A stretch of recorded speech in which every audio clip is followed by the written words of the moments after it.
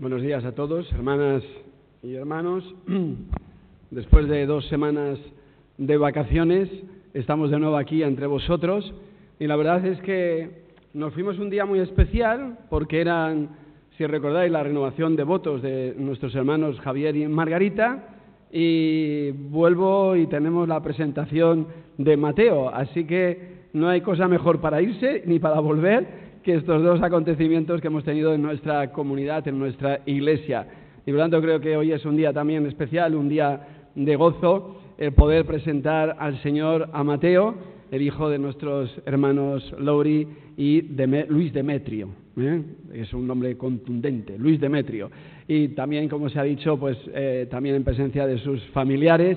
La verdad es que yo creo que todos conocemos algo de la historia, ¿verdad?, de Lauri y de Demetrio. No voy a entrar en ese terreno, pero la verdad es que es una historia muy bonita porque hace unos años orábamos por Mabel en el culto de oración por una situación de enfermedad suya, y la iglesia oraba por ella estando en Venezuela, aquí con sus hermanos Hugo y Miriam, y orábamos por ti y, en fin, pedíamos por ella al Señor. Ella se recuperó, se restableció, pero no esperábamos a Lauri y a Demetrio aquí con nosotros, pero por estas situaciones de la vida y de Venezuela, en este caso, pues ellos iniciaron un itinerario que les trajo hasta España entre nosotros, y como todo extranjero que viene a un país extraño, pues al principio con miedos, temores y muchas incertidumbres, ¿verdad?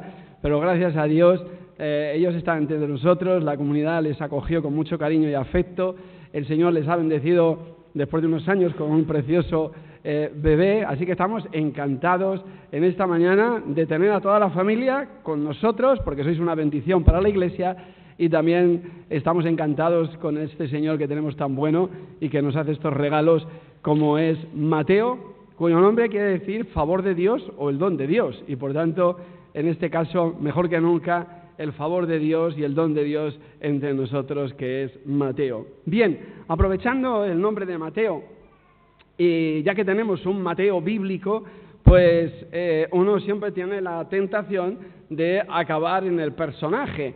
Y en este caso, en el personaje de Leví, Mateo tenía 2 nombres, así que como Luis Demetrio, también él tenía 2 nombres, Leví y Mateo, que vienen los 2 de nombres hebreos, de raíces hebreas, y ya recordáis que había un Leví en Israel, la tribu de Leví, de donde vienen los sacerdotes de Israel, los escribas, los expertos en la ley, así que esperamos que él sea también un gran conocedor y un experto en la palabra de nuestro Dios.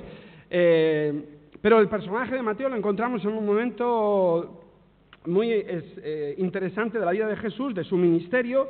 No es un personaje que se prodigue mucho por la Escritura y por el Evangelio, pero sí que al menos encontramos el llamamiento de Mateo, el llamamiento de Leví. Y ahí es donde en esta mañana quisiera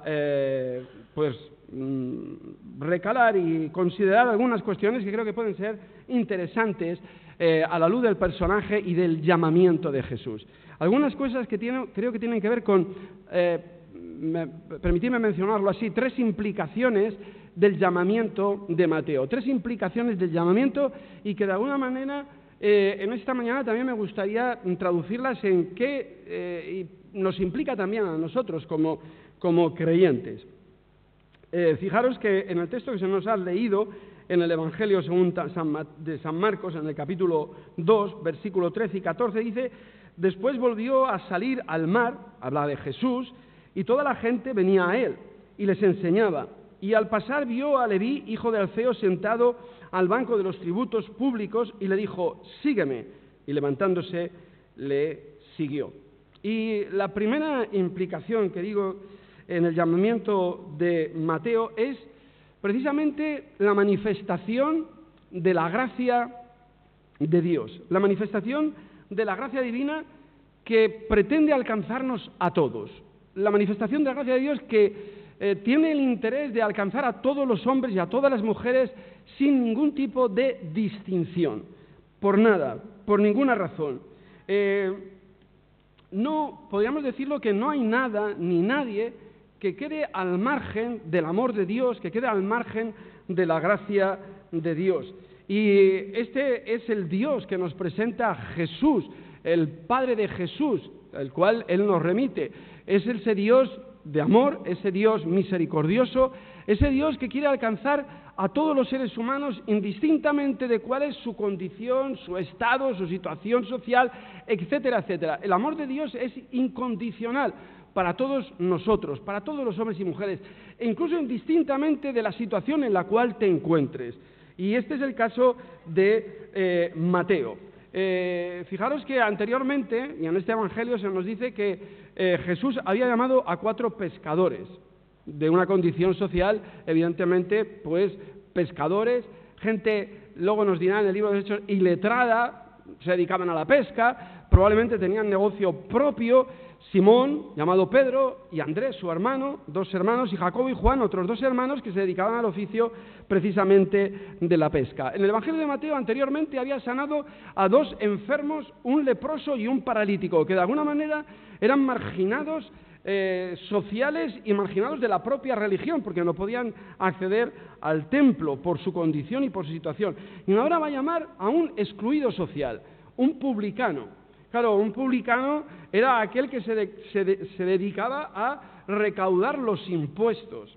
Ya de entrada, el recaudador de impuestos o el ministro de Hacienda nunca es el mejor visto por nadie, ¿verdad? Porque es al que tenemos que pagar los impuestos. Antes era Montoro y ahora es Montero, o sea que no hay mucha diferencia, pero ahí es donde hay que pagar, ¿verdad? Y por tanto, no es del gusto de nadie. Pero además, en aquella época, los personajes públicos, los publicanos, eran personas que compraban el derecho a recaudar de los impuestos. Y claro, no lo compraban porque les apetecía el cargo y así contribuían al bienestar social.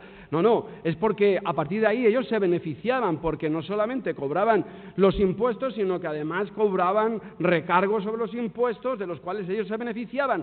Y a los que no tenían dinero se lo prestaban para que pagaran los impuestos y se convertían en prestamistas, usureros.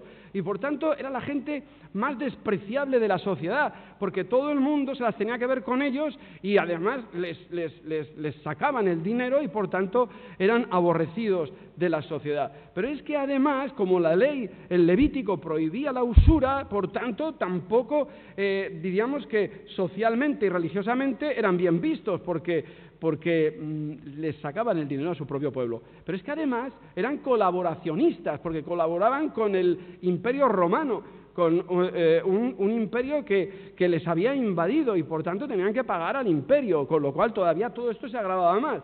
Y por tanto eran gente que para la sociedad eran despreciables, eran marginados sociales, nadie quería tener tratos con ellos por su propia condición. Y desde el aspecto religioso de Israel, pues eran inmundos y por tanto no se podía entrar ni en su propia casa.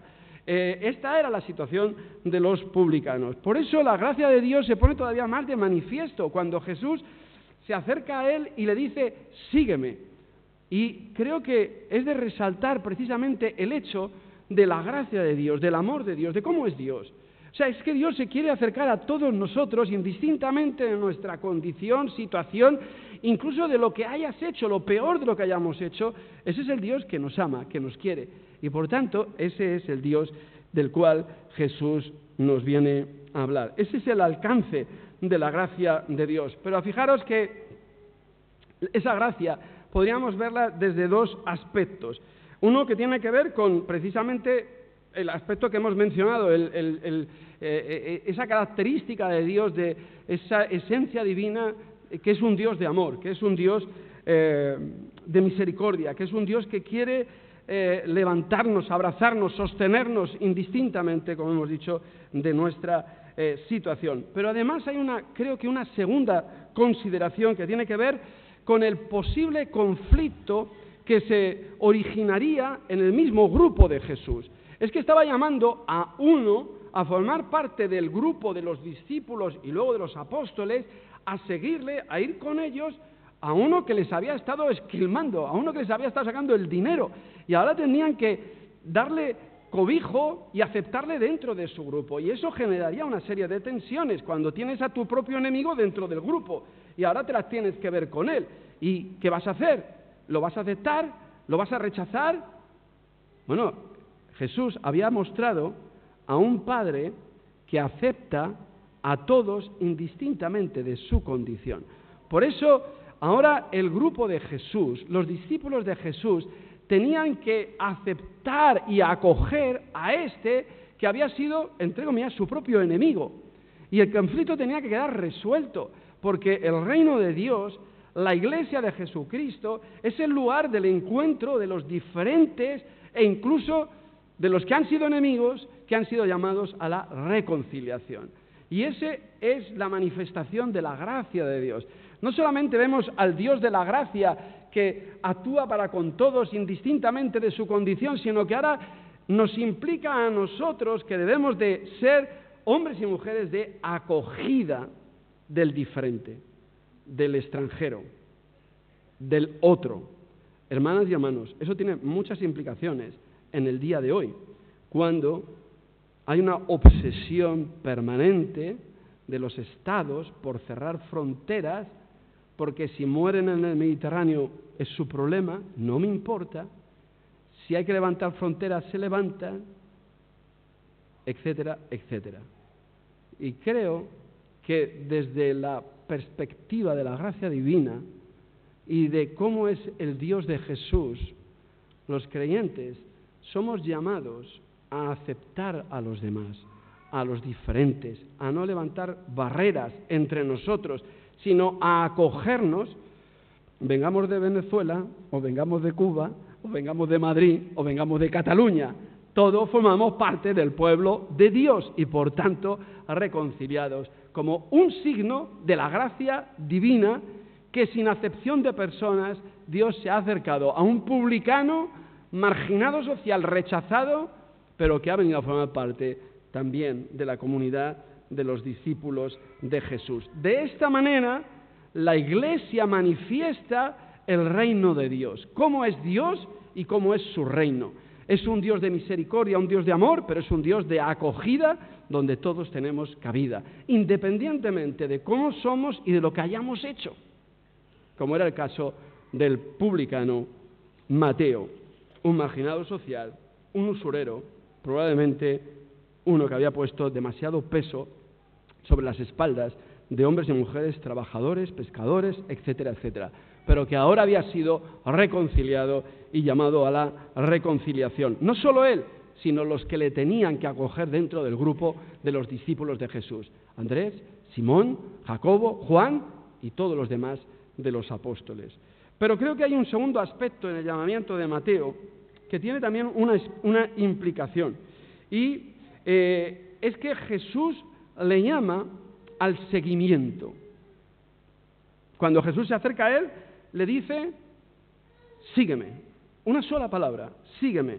Bueno, probablemente nos parecerá algo como muy estereotipado en el relato, ¿no? ¿Cómo puede acercarse una persona, Jesús, a uno que está allí en la mesa de los publicanos, allí sentado, porque a él venían a pagarle los impuestos, probablemente las personas de la zona de Capernaum y también las mercaderías, los que pasaban con mercaderías para vender en otras ciudades, etcétera. Y por tanto, allí sentado en la mesa, Jesús se acerca y le dice: sígueme.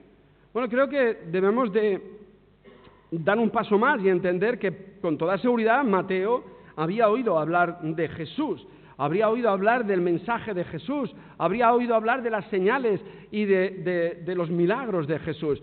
No creo que le pillara por sorpresa, porque él era el recaudador de impuestos de la zona de Capernaum, como nos dice el texto, y allí se nos dice que Jesús había sanado a la suegra de Pedro. Allí se nos dice que Jesús había predicado y hecho milagros. Allí se nos dice que Jesús había sacado a un endemoniado. Allí se nos dice que Jesús había sanado a un paralítico. Por tanto, Jesús le precedía la fama. Era el taumaturgo, el milagrero que llegaba allí, y entonces todo el mundo estaba expectante, como pasó con Zaqueo, ¿recordáis? Zaqueo, otro recaudador de impuestos, que se entera que viene Jesús y dice: ostras, esto no hay quien se lo pierda, me subo a un sicómoro para ver a Jesús. Pues bueno, de aquella manera Mateo probablemente estaba al tanto de quién era Jesús, no era ajeno a lo que le había acontecido. Pero creo que lo más fascinante del relato es que Jesús le llama al seguimiento: sígueme. Y creo que esta palabra, que tiene una gran connotación y un gran peso diríamos, dentro de ella misma, el concepto del seguimiento de Jesús. Fijaros que Jesús le llama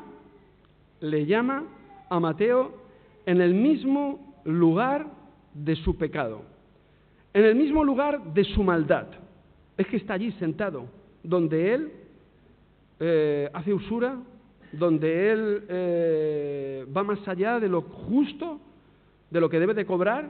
Recordar que en la escena de Juan el Bautista, cuando está predicando, se le acercan y le dicen, precisamente una de las preguntas era los publicanos qué debían de hacer. Y Juan el Bautista le dice, mira, cobrad lo justo, pero no cobréis más allá de lo que corresponde. Por tanto, era una práctica habitual. Pero Jesús le llama allí, en el mismo lugar, en el lugar de su maldad, en el lugar de su pecado, en el lugar de lo más bajo y lo más vil. Pero allí le llama, y le llama al seguimiento, a seguir a Jesús. Mateo podríamos considerarlo como una persona enferma, como una persona que había llegado a lo más hondo de la condición que en aquel momento y en aquella sociedad se podía entender, y por tanto estaba en lo más profundo de su maldad. Pero allí le llama Jesús, y le llama al seguimiento. Y dice que Mateo, después de la llamada de Jesús, levantándose, le siguió. Nos dice el texto, pero no es una palabra mágica la de Jesús, que le dice, sígueme, y se levanta y le sigue. No, Jesús comparte con Mateo un proyecto de vida, porque seguir a Jesús es asumir el proyecto vital de uno mismo como persona, de seguir a Jesús en el camino de mi propia existencia, en mi propia vida, en el día a día, que quiere decir asumir los valores de Jesús, conocer a Jesús, el proyecto de Jesús, entender cómo pensaba Jesús, cómo veía a la gente, cómo la aceptaba, cómo tenía misericordia de la gente, qué eran los valores de Jesús en cuanto a la ira, a la violencia, en cuanto a la fidelidad con las personas. Era asumir eso como un proyecto de vida que es mi proyecto de vida y es el tuyo. Jesús nos llama al seguimiento, sígueme. No es una palabra mágica, es un proyecto de vida. ¿Tú estás dispuesto y dispuesta a seguir a Jesús como un proyecto de vida? No como una palabra a la que hay que responder, sino como un proyecto vital. ¿Estás dispuesto? ¿Eso quiere decir estar dispuesto a asumir los valores de Cristo Jesús? ¿Estás dispuesto a aceptar al otro independientemente de cuál sea su condición, como lo hizo Jesús? ¿Somos gente de acogida como Jesús? Bueno, de esto se trata el seguimiento. No se trata de hacer catequesis y aprender el catecismo todos los domingos en la escuela dominical, que tiene que ver con eso también. Se trata de un proyecto de vida. Se trata de tus valores. Se trata de tu manera de pensar, que haya en vosotros el mismo pensamiento, el sentir que hubo en Cristo Jesús. Y por tanto, a eso somos llamados. El seguimiento no implica tener que dejarlo todo para ir en pos de Jesús en el sentido absoluto del término. Hay personas que lo dejan todo en el sentido misionero, pastoral o lo que sea, y dejan sus trabajos para seguir a Jesús porque entienden su llamado y su vocación a eso. Pero no todo el mundo es llamado a eso. Tenemos el caso de Lázaro, de Marta y María, siguieron en su casa. Tenemos el caso del leproso, tenemos el caso del paralítico. No les llama a dejarlo todo y a ir en pos de él. Lo que les llama es a un proyecto de vida. Hay algunos que sí, tendrán que dejar casa, familias y tendrán que asumir ese llamamiento, vocación. Pero a lo que todos somos llamados es al seguimiento de Jesús como un proyecto vital y existencial. A eso fue llamado Mateo, a un proyecto de vida hasta llegar a ser como un varón o varona perfectos, como Cristo Jesús. Por tanto, Demetrio, Lauri, tenéis un gran proyecto con Mateo, y es que él llega a ser un discípulo de Jesús que esté dispuesto y que quiera seguir a Jesús, al Maestro. Y para eso los padres tenemos una responsabilidad de educar a nuestros hijos en el conocimiento de Cristo Jesús. Enseñarles los evangelios, enseñarles los relatos de la Escritura, enseñarles a vivir todos esos valores de Cristo Jesús en vuestras propias vidas y en vuestro hogar. que nuestros hogares sean los espacios en los cuales vivimos el proyecto de Jesús, el seguimiento a Él. Y sabiendo que somos imperfectos, a veces hasta incoherentes, y tenemos contradicciones. No pasa nada, yo también las tengo, todos las tenemos. No hay nadie perfecto excepto los que han fallecido y en sus lápidas han puesto aquí, muere un santo. Todos los que están vivos y a dos patas, todos somos pecadores, perdonados, y fallamos, y a veces incluso tenemos esas contradicciones que algunos dicen, anda que mira, y es pastor y lo que hace, o mira, es evangélico y mira lo que dice. Bueno, bien, ya, estos somos mayores, lo asumimos, todos tenemos nuestras contradicciones y nuestras debilidades, pero más allá de eso, comprometidos con el proyecto de Jesús de querer cambiar, de querer ser a la imagen de Cristo Jesús, porque Él nos ha llamado a todos y nos ha dicho, sígueme. Por último, me gustaría mencionar una última implicación del llamamiento de Mateo, y es que el llamamiento de Mateo nos muestra la fraternidad cristiana, la fraternidad del reino de Dios. Me explico. Dice el relato que aconteció que estando Jesús a la mesa en casa de él, muchos publicanos y pecadores estaban en la casa y a la mesa de Mateo. Después de haberle dicho Jesús, sígueme, dijo, ¿qué se puede hacer mejor que una fiesta? Venga, todos invitados a mi casa, e invita a sus colegas, a otros publicanos y gente de mal vivir, porque eran los únicos que se atrevían a arrimarse a él, pecadores, llamados por el texto y por la religión de su momento. Dice que los escribas y los fariseos, viéndole comer a Jesús con publicanos y con los pecadores, dijeron a los discípulos, ¿qué es esto? ¿Que él come y bebe con publicanos y pecadores? Y al oír esto Jesús les dijo, los sanos no tienen necesidad de médico, sino los enfermos. No he venido a llamar a justos, sino a pecadores. Por tanto, fijaros la transformación que experimenta aquel que se ha dedicado a la usura y a la explotación de los demás.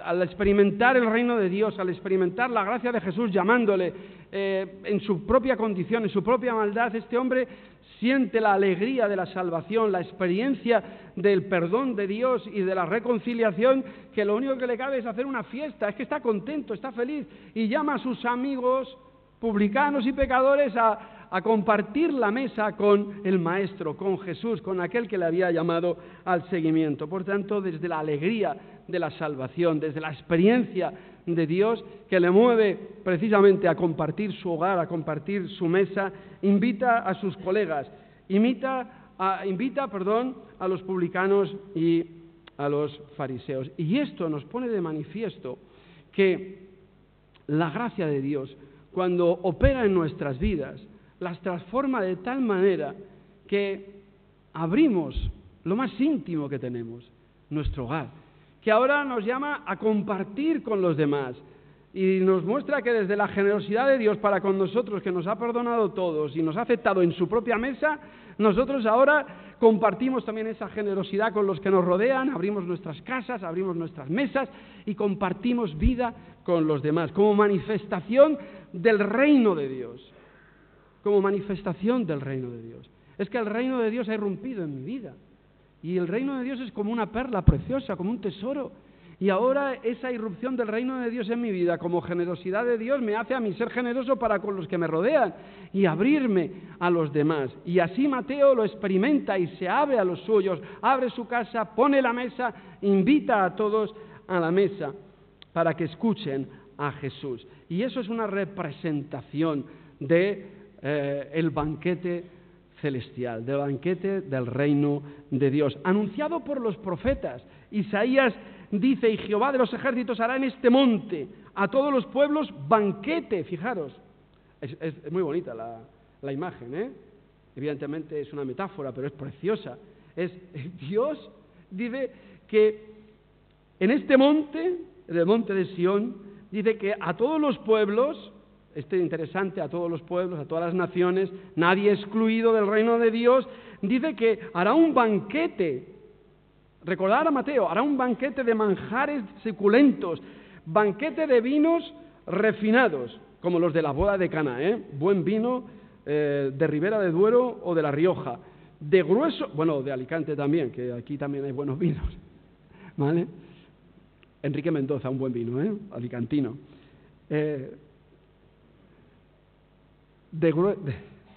Ya me he ido, con los vinos me he ido. De gruesos, perdóname, de gruesos tuétanos y de vinos purificados. Bueno, es que, a ver, y no me disculpéis, es que el reino de Dios es un reino de alegría, es un reino de alegría. Y somos invitados a un banquete, y en los banquetes uno las goza y las regoza, ¿o no? Y uno come y bebe, porque si no, no es un banquete, sino es un funeral.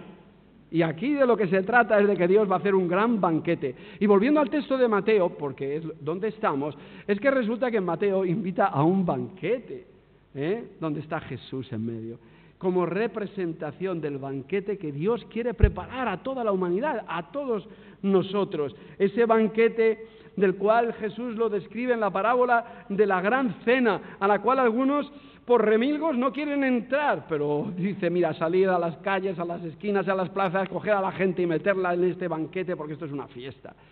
O las bodas del Cordero en el Apocalipsis, donde nos dice que al final de la historia Dios prepara una gran fiesta, un fiestón, porque es una boda, a las bodas del Cordero de Dios, y por tanto a ellas nos invita. Por lo tanto, la cena o la comida en la casa de Mateo viene a representar, por eso, la respuesta de la gracia de Dios en la persona de Mateo. Es un banquete, invita a todos para que escuchen a Jesús. Por tanto, hermanas y hermanos, abrir nuestros hogares, compartir nuestra mesa es un signo del reino de Dios.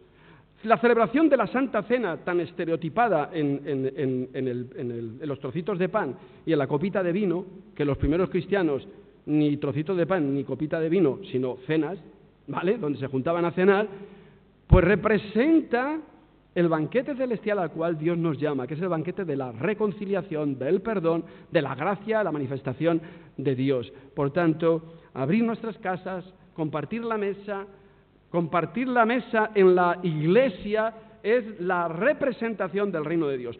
Por eso cuando Pablo en Gálatas, ante los hipócritas de Pedro y Bernabé, que cuando llegan a Antioquía y ve a los hermanos todos comiéndose en la misma mesa, judíos y gentiles, y cuando llegan estos dos, cogen y se separan de los gentiles y dicen, nosotros con estos no comemos, que son pecadores, son gentiles, mejor dicho, Pedro les acusa de hipócritas y que están rompiendo la mesa de la reconciliación de Cristo Jesús. Porque Jesús, en la muerte, con su muerte en la cruz, nos ha reconciliado a los dos en un solo pueblo. Por tanto, el banquete, la apertura de la casa, del hogar, el compartir la mesa, los símbolos, son señales, manifestaciones del reino de Dios en medio de nosotros. Hoy celebramos la vida. Nuestros hermanos Demetrio y Lori han venido a traer lo más precioso que se puede tener en la vida, que es un hijo. Pero además, todavía más, porque es el primero, ¿vale? Si fuera el segundo, tercero o cuarto ya sería otra cosa. Pero el primero, su primer hijo, pues es un don de Dios. Y no habéis elegido otro nombre mejor que el favor de Dios o el don de Dios en el nombre de Mateo. Todo un reto, ¿verdad? Como siempre, los hijos son un reto, una aventura, pero son una bendita aventura. Sed fieles al Señor, porque le daréis lo mejor a vuestro hijo, que es la presencia de la gracia de Dios en vuestras vidas y en vuestro hogar. Y por tanto, eso es lo mejor que podemos dar y compartir con nuestros hijos. La manifestación de la gracia de Dios en vosotros, que la habéis experimentado, y la presencia de Dios en vuestras vidas sea testimonio de ello. Vuestro compromiso de seguir a Jesús en vuestras vidas, en vuestros trabajos, en la educación de vuestro hijo, en vuestro hogar, en las relaciones con la familia, con la iglesia, etcétera, ¿verdad? Y invitados a abrir vuestras casas, vuestros hogares, que en definitiva es abrir vuestras vidas a los demás, al Señor, a vuestros hermanos, a vuestros amigos, vuestros conocidos, porque seréis un signo del reino de Dios en medio de donde vosotros estéis, casa, hogar, trabajo, donde quiera que sea. Que el Señor os bendiga y que sea una experiencia maravillosa. Os deseamos lo mejor a vosotros como padres y a Mateo como vuestro hijo. Que el Señor os bendiga. Amén. Vamos a tener un breve interludio musical y después vamos a proceder a la presentación de Mateo.